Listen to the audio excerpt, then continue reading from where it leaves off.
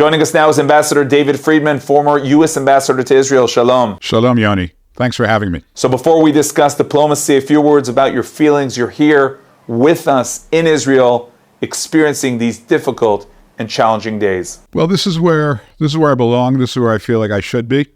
I'm happy to be here. I'm not complaining.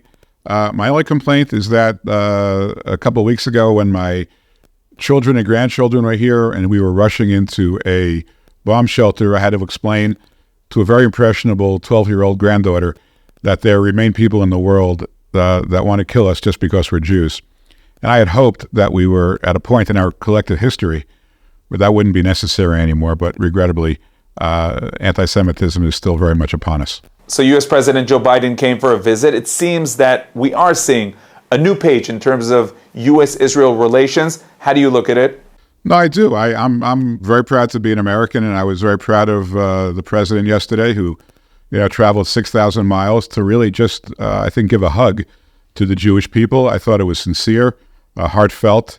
I'm even happier that the Gerald Ford and the Eisenhower, these two massive carrier strike forces, are off the coast of Israel.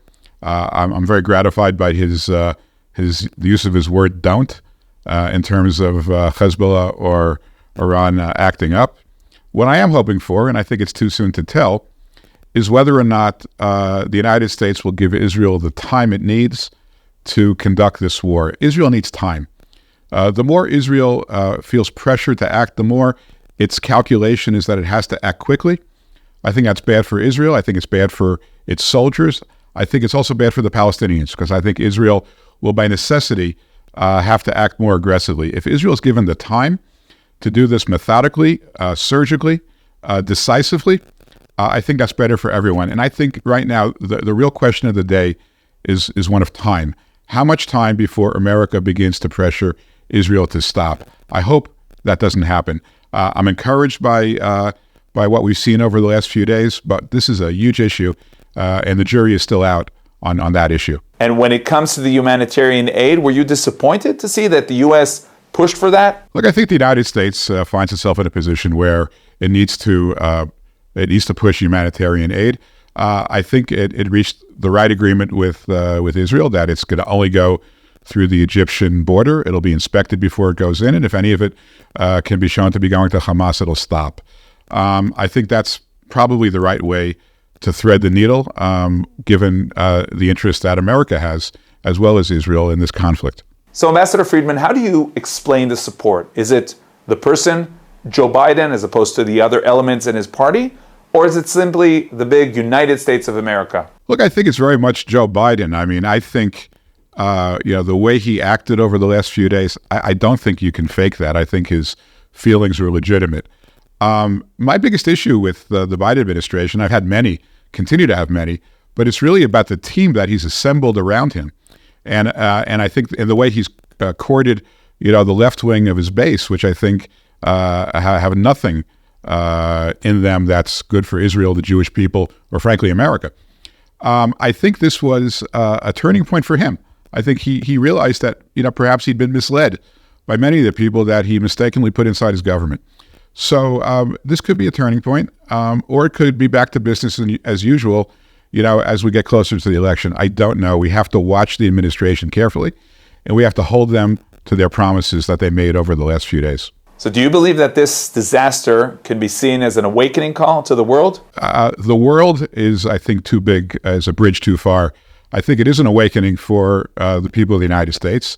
I think they understand, I think, much more clearly what kind of challenges Israel faces on its borders, not just the military challenges and the security challenges, but the intense hatred, the barbaric hatred that many of us have never seen in our lifetimes against the Jewish people. That can't be the subject of a negotiation or a political resolution. It can only be the subject of an overwhelming military victory. I think people are starting to understand that. Even people on the Jewish left, I think, are realizing how mistaken they've been over the past, decades.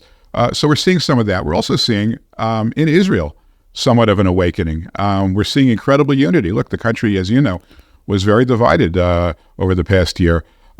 Since this attack, I've not seen the Jewish people disunited from left to center to right, religious, non-religious, airplanes, overbooked by Israelis outside the country who want to cut short their vacations to come back and serve.